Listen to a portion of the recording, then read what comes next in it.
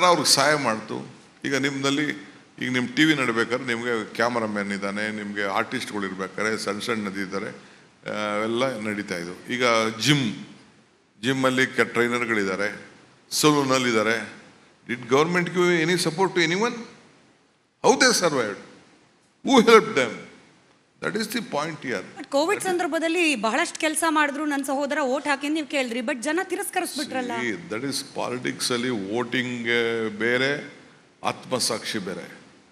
Vote ಹಾಕಿದವ್ರಿಗೆಲ್ಲ ಈಗ ಇದು ನರೇಂದ್ರ ಮೋದಿಯವರು ಇಡೀ ಪ್ರಪಂಚದ ಎಲ್ಲ ಜನ ಕರೆಸ್ಬಿಟ್ಟು ದೊಡ್ಡ ದೊಡ್ಡ ಬಿಸ್ನೆಸ್ ಮಂದಿ ಇಲ್ಲಿಂದ ದುಡ್ಡು ಹೋಯ್ತು, ಇಟ್ಕೆ ಹೋಯ್ತು, ರಾಮ ಮಂದಿರ ಕಟ್ಟಿದ್ರು, ಎಲ್ಲ ಮಾಡಿದ್ರು. ಯಾಕೆ ಅಯೋಧ್ಯೆಯಲ್ಲಿ ಸೀಟ್ ಹೋಯ್ತು? 7 ಲಕ್ಷದಲ್ಲ 6 ಲಕ್ಷದಲ್ಲ ಗೆದ್ದಿದ್ದು ನರೇಂದ್ರ ಮೋದಿ 1.5 ಲಕ್ಷಕ್ಕೆ ಬಂದರು. ಯಾಕೆ ಬಂದರು? That is not the point.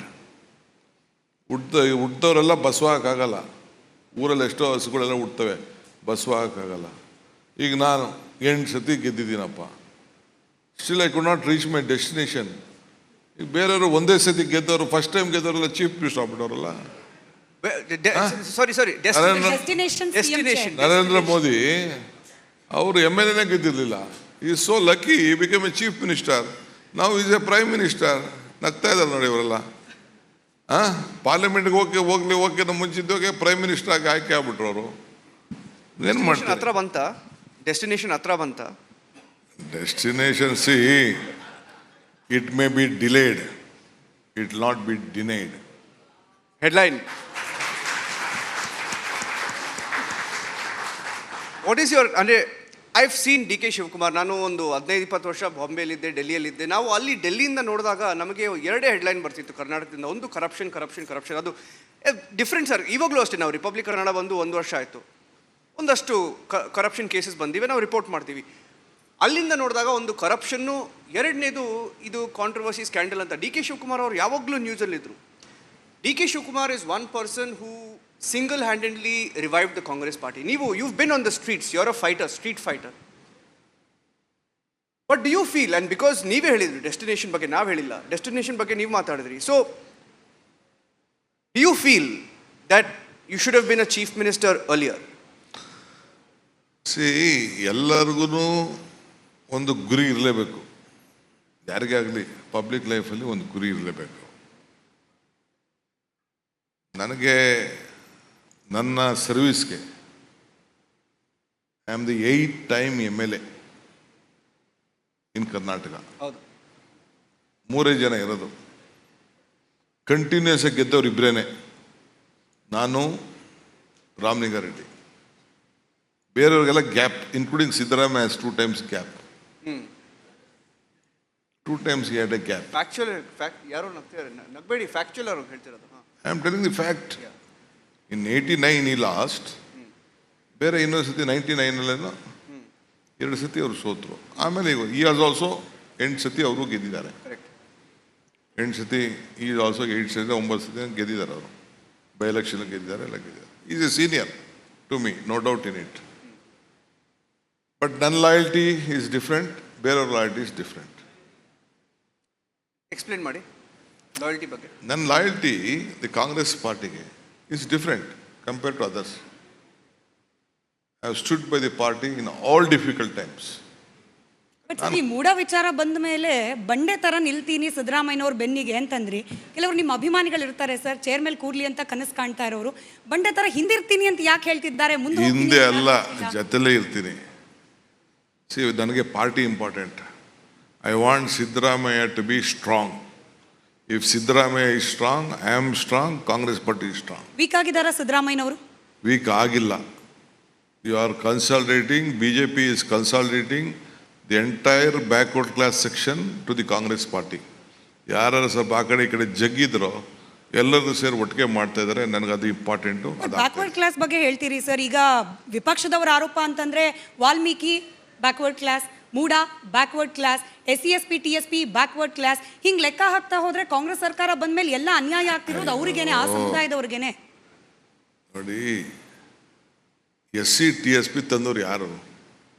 It is Siddaramaiah. In the history of Karnataka politics first time ಒಂದು ಸತಿ ಆಂಧ್ರಲ್ಲಿ ಇತ್ತು, ಅದು ಬಿಟ್ಟರೆ ನೆಕ್ಸ್ಟ್ ತಂದಿದ್ದು ಕರ್ನಾಟಕದಲ್ಲಿ ಸಿದ್ದರಾಮಯ್ಯ ಸರ್ಕಾರ, ಕಾಂಗ್ರೆಸ್ ಸರ್ಕಾರ ಈ ಬಡವ್ರ ಬಗ್ಗೆ, ಶೋಷಿತರ ಬಗ್ಗೆ, ಪರಿಶಿಷ್ಟ ಜಾತಿ ಪರಿಶಿಷ್ಟ ಪಂಗಡದವ್ರಿಗೆ ಏನಾದ್ರು ರಕ್ಷಣೆ ಕೊಡಬೇಕು, ಸಹಾಯ ಮಾಡಬೇಕು ಅಂತ ಕಾನೂನು, ಸಂವಿಧಾನ ಥರ ನಮ್ಮ ರಾಜ್ಯದಲ್ಲಿ ಒಂದು ಕಾನೂನು ತಂದಿದ್ದು ಅವರು.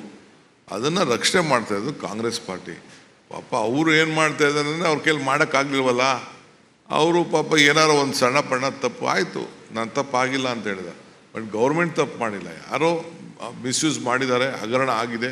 V have gone to the investigation, we are looking at. But ಈಗಷ್ಟೇ ನೀವು ನೋ ಕೋವಿಡ್ ಪಾಯಿಂಟ್ ಆಫ್ ಟೈಮ್. ಕ್ಷಮೆ ಇರಲಿ ಸರ್, ನೀವು ಈಗಷ್ಟೇ ಕೋವಿಡ್ ವಿಚಾರದಲ್ಲಿ ಹೇಳ್ತಾ ಇದ್ರಿ ಮ್ಯಾನೇಜ್ಮೆಂಟ್ ತಪ್ಪು ಮಾಡ್ದೆಲ್ಲ ಕೆಳಗಡೆ ಇರೋರು ತಪ್ಪು ಮಾಡೋಕ್ಕಾಗಲ್ಲ ಅಂತ. ಇಲ್ಲಿ ಹೆಂಗೆ ಮೂಡ ವಿಚಾರದಲ್ಲಿ, ವಾಲ್ಮೀಕಿ ವಿಚಾರದಲ್ಲಿ ಅದು ಹೆಂಗೆ ಅಧಿಕಾರಿಗಳ ತಪ್ಪು ಸರ್ಕಾರದ್ದಲ್ಲ? ನಾನು ಕೋವಿಡ್ ನಾನು ಏನು ಮಾತಾಡಿದೆ ಅಂತ ನಿಮ್ಗೆ ಅರ್ಥನೇ ಆಗಿಲ್ಲ. ಕೋವಿಡ್ ವಿಚಾರನೇ ಈಸ್ ಡಿಫ್ರೆಂಟ್, ದಿಸ್ ವಿಸ್ is different. Covid is different. ಇದು ಕೋವಿಡಲ್ಲಿ ಹೆಲ್ತ್ ಹೆಜಾರ್ಡ್ ಸಂದರ್ಭದಲ್ಲಿ ಏನೇನು ಡಿಫ್ರೆನ್ಸಸ್ ಒಪಿನಿಯನ್ ಇತ್ತು ಅಂದರೆ ಅದನ್ನು ದೊಡ್ಡ ಡಿಬೇಟು ಮಾಡಬೇಕಾಗ್ತದೆ. ನಾನೀಗ 10,000 ಬೆಡ್ದ ವಿಚಾರ ಮಾತಾಡಿದೆ, ನಾನೇನಾದ್ರು ಎಲೆಬ್ರೇಟ್ ಮಾಡಿದ್ನಾ? I gave a passing on reference. ಅಲ್ಲೆಲ್ಲ ಬ್ಯಾಂಗ್ಳೂರು BSIP ಇದರಲ್ಲಿ ಬೆಡ್ 10,000 ಬೆಡ್ ಕಟ್ಟಿದ್ರು ಅಂತ. ತೇಜಸ್ವಿ ಸೂರ್ಯ ಬೆಡ್ ಸ್ಕ್ಯಾಮ್ ಆಗಿದೆ ಅಂತ ಹೇಳಿದ್ರು. ನನ್ನ ಸರ್ಕಾರ ಆಯ್ತಾ? ಇಸ್ ಬೊಮ್ಮಾಯಿ ಸರ್ಕಾರ, BJP ಸರ್ಕಾರ. ಸತೀಶ್ ರೆಡ್ಡಿ ಹೇಳಿದ್ರು ಬೆಡ್ ಸ್ಕ್ಯಾಮ್ ಆಗಿದೆ ಅಂತ. I am not opening that account ನಾವು. ಅದು ಅಕೌಂಟ್ ಓಪನ್ ಮಾಡಿಬಿಟ್ರೆ ಇನ್ನೆಲ್ಲೆಲ್ಲೋ ಕೊನೆಗೆ ಈ ರಾಜರಾಜೇಶ್ವರಿ MLA ಗಂಟೆ ಹೋಗ್ಬಿಡ್ತದೆ ಅದು. ಈಗ ಅದಕ್ಕೆ ಮಾತಾಡೋದು ಬೇಡ. ಈಗ ಅದಕ್ಕೆ DK ಅವರೇ, ಈಗ CBIನ ಬ್ಲಾಕ್ ಮಾಡಿದ್ದಾರೆ, CBI ಕನ್ಸೆಂಟ್ ವಾಪಸ್ ತಗೊಂಡಿದ್ದೀರಾ. ಈಗ ವಾಪಸ್ ತಗೊಂಡ್ರೆ ಸಿದ್ದರಾಮಯ್ಯ ಅವ್ರ ಪೊಸಿಷನ್ ಇನ್ನೂ ವೀಕ್ ಆಗುತ್ತಾ ಅಂತ, ಯಾಕಂತ ಎಕ್ಸ್ಪ್ಲೇನ್ ಮಾಡ್ತೀನಿ. ಯಾಕಂದರೆ ಈಗ Siddaramaiah as a chief minister ಅವ್ರನ್ನ ಈಗ ಇನ್ವೆಸ್ಟಿಗೇಟ್ ಮಾಡಬೇಕಂದ್ರೆ ಅಕಸ್ಮಾತ್ FIR ಆದರೆ ಯಾರು ಇನ್ವೆಸ್ಟಿಗೇಟ್ ಮಾಡ್ಬೋದು? Lokayukta or SIT, whatever it is within the state administration. Can Siddaramaiah as the chief minister be on the chair and oversee an investigation with an agency which he is in charge of? Adu direct conflict aguttadu. It is direct conflict. CBI consent ವಾಪಸ್ ತಗೊಂಡು it is complicated his position even more. See, the court has given one judgment.